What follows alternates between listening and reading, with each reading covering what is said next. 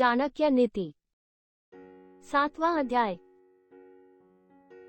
एक बुद्धिमान व्यक्ति को चाहिए कि वो अपने धन के नष्ट होने को, मानसिक दुख को, घर के दोषों को, किसी व्यक्ति द्वारा ठगे जाने और अपना अपमान होने की बात किसी पर भी प्रकट न करे, किसी को भी न बताए।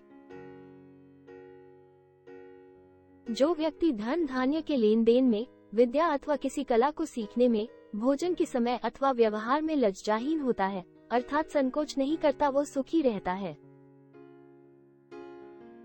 जो व्यक्ति संतोष रूपी अमृत से तृप्त है, मन से शांत है, उसे जो सुख प्राप्त होता है वो धन के लिए इधर उधर दौड़ धूप करने वाले को कभी प्राप्त नहीं होता। अपनी पत्नी, भोजन और धन, इन तीनों के प्रति मनुष्य को संतोष रखना चाहिए, परंतु विद्याध्ययन, तप और दान के प्रति कभी संतोष नहीं करना चाहिए। दो ब्राह्मणों के बीच से, ब्राह्मण और अग्नि के बीच से, पति पत्नी के बीच से, सेवक और नौकर के बीच से तथा हल बैल के बीच से कभी नहीं निकलना चाहिए। अग्नि, गुरु, ब्राह्मण, गाय, कुंवारी कन्या, बूढ़ा आदमी और छोटे बच्चे, इन सबको पैर से कभी नहीं छूना चाहिए। बैलगाड़ी से 5 हाथ, घोड़े से 10 हाथ और हाथी से 100 हाथ दूर रहने में ही मनुष्य की भलाई है। लेकिन दुष्ट से बचने के लिए यदि स्थान विशेष का त्याग भी करना पड़े तो हिचकना नहीं चाहिए। हाथी को अंकुश से वश में किया जाता है, घोड़े को हाथ की थाप से सीधे रास्ते पर लगाया जाता है। सींग वाले पशुओं को डंडा मारकर सीधे रास्ते पर लाया जा सकता है, परंतु दुष्ट व्यक्ति को हाथ में पकड़ी हुई तलवार से मारा जाना चाहिए, क्योंकि वो वश में नहीं आता, उसे नष्ट ही करना होता है।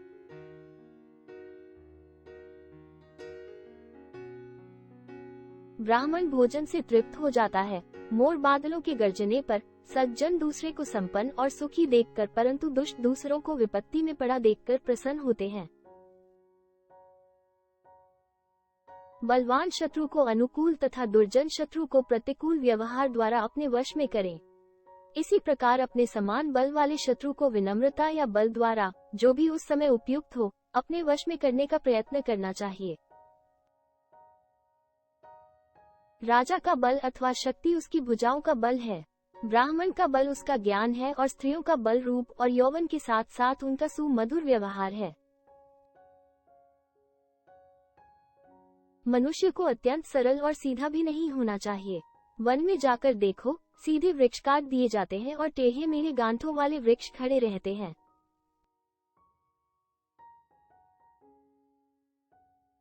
जहाँ जल रहता है वहाँ हंस रहते हैं, और जब जल सूख जाता है तो हंस उस स्थान को छोड़ देते हैं। मनुष्य को हंस के समान स्वार्थी नहीं होना चाहिए, क्योंकि वे कभी त्याग करते हैं और कभी आश्रय लेते हैं। अर्जित अथवा कमाए हुए धन का त्याग करना, अर्थात उसका ठीक ढंग से व्यय करना, उससे सार्थक लाभ उठाना ही उसकी रक्षा है। जिस प्रकार तालाब में भरे हुए जल को निकालते रहने से ही उस तालाब का पानी शुद्ध और पवित्र रहता है। संसार में जिसके पास धन है उसी के सब मित्र होते हैं, उसी के सब भाई बंधु और स्वजन होते हैं। धनवान व्यक्ति को ही श्रेष्ठ व्यक्ति माना जाता है। इस प्रकार वो आदर पूर्वक अपना जीवन बिताता है।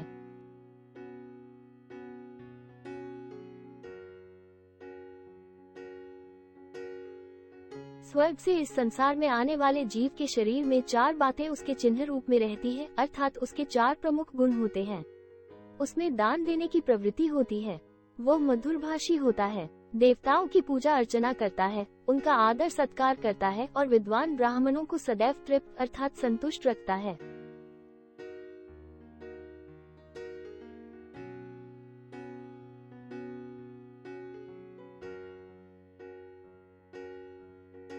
नरक में रहने वाले जब देह धारण कर इस संसार में आते हैं तो उनमें ऊपर बताए गए चिन्हों के सर्वथा विपरीत चिन्ह होते हैं।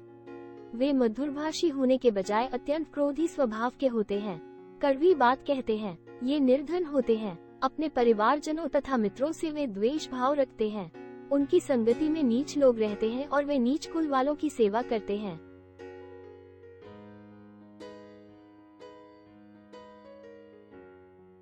यदि कोई मनुष्य सिंह की गुफा में पहुंच जाए तो वहां संभव है कि उसे हाथी के मस्तक का मोती प्राप्त हो जाए, लेकिन यदि कोई गीदड़ की गुफा में जाएगा तो वहां उसे किसी बछड़े की पूंछ का अथवा गधे की खाल का टुकड़ा ही प्राप्त होगा।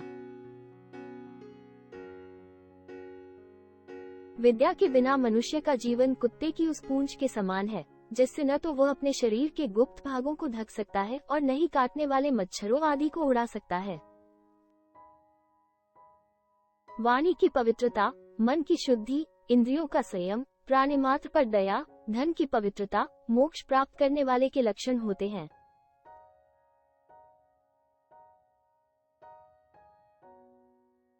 जैसे फूल में सुगंध होती है, तिलों में तेल होता है, सूखी लकड़ी में अग्नि होती है, दूध में घी और ईख में गुड़ तथा मिठास होती है, वैसे ही शरीर में आत्मा और परमात्मा विद्यमान है।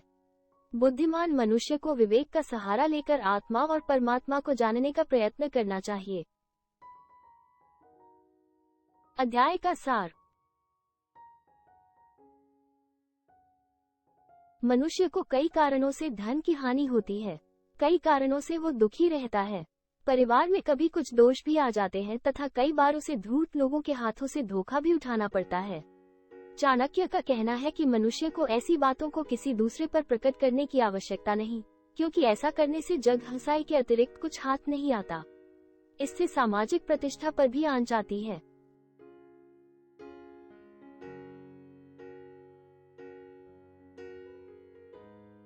जो मनुष्य लेन देन के संबंध में संकोच करता है, उसे हानि उठानी पड़ती है। किसी विद्या की प्राप्ति अथवा कोई गुण सीखते समय भी मनुष्य को संकोच नहीं करना चाहिए।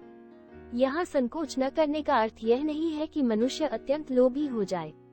मनुष्य को संतोषी होना चाहिए, परंतु कुछ बातें ऐसी भी हैं जिनके संबंध में संतोष करने से हानि होती है, जैसे विद्या, प्रभु स्मरण और दान आदि।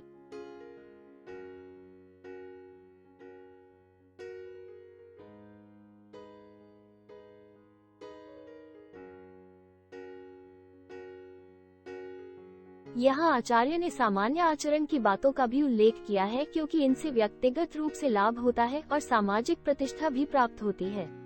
जहाँ दो मनुष्य बात कर रहे हों, उनके बीच में नहीं पड़ना चाहिए। इसी प्रकार जब कोई ब्राह्मण हवन आदि कर रहा हो तो उसके बीच से गुजरना ठीक नहीं। हल और बैल के बीच में जो अंतर होता है, उसे बनाए रखना चाहिए। यदि उस बीच में आने का कोई प्रयत्न करेगा तो हल के अगले तीखे भाग से घायल हो जाएगा। अग्नि, गुरु, ब्राह्मण, गौ, कन्या, वृक्ष और बालक को पैर नहीं लगाना चाहिए। इन्हें पैर लगाने का अर्थ है उनका अपमान करना। उन्होंने यहाँ पर यह भी बताया है कि ब्राह्मण को यदि सम्मान पूर्वक भोजन आदि करवा दिया जाए तो वह संतुष्ट हो जाता है। आकाश में उमड़ते बादलों को देखकर मोर प्रसन्न होता है।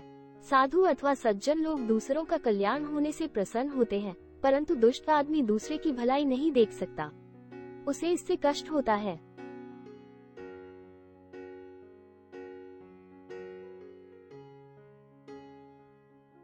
चाणक्य ने जहाँ समय के अनुकूल आचरण करने की बात कही है, वहीं वे ये भी कहते हैं कि अपने से बलवान शत्रु को चतुरतापूर्वक अनुकूल व्यवहार करके प्रसन्न करना चाहिए और अपने से कमजोर दिखाई देने वाले शत्रु को भय दिखाकर वश में कर लेना चाहिए। इस प्रकार राजा में चतुरता, विनम्रता और बल का सम्मिश्रण होना चाहिए। ब्राह्मण को अपनी शक्ति वेद आदि शास्त्रों के ज्ञान से बढ़ानी चाहिए, जबकि स्त्रियों की शक्ति उनकी मधुर वाणी है।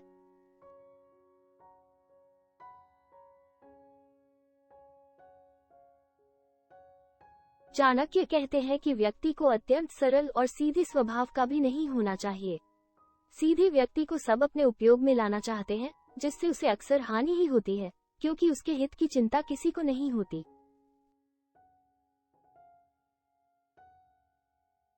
आचार्य के अनुसार व्यक्ति को सदैव अपना रूप नहीं बदलते रहना चाहिए और न ही अपना स्थान। वे कहते हैं कि केवल उसी धनी व्यक्ति का सम्मान समाज में होता है जो उस धन का सदुपयोग करता है, अर्थात अच्छे धन को कामों में लगाता है, क्योंकि जो अच्छे लोग इस संसार में आते हैं उनमें दान देने की प्रवृत्ति होती है। जो कटु भाषण नहीं करते, देवी देवता तथा ईश्वर की पूजा करते हैं और ब्राह्मणों को भोजन आदि से संतुष्ट रखते हैं, वस्तुतः वे ही श्रेष्ठ पुरुष कहलाते हैं। इसके विपरीत आचरण करने वाले दुष्टों की श्रेणी में आते हैं। चाणक्य का कहना है कि मनुष्य को सदैव सज्जनों और अपने से उत्तम पुरुषों की ही संगति करनी चाहिए, अर्थात मनुष्य का लक्ष्य होना चाहिए कि वह अपने से श्रेष्ठ व्यक्तियों से संपर्क बनाए, तभी वो संसार में सफल हो सकता है। नीच लोगों के साथ रहने में सदैव हानि होती है।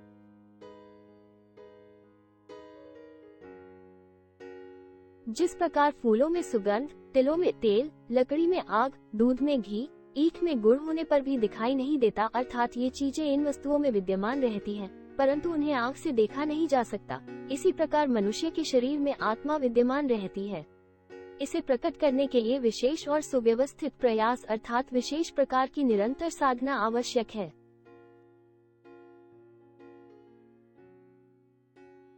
Thanks for watching. Stay tuned for more.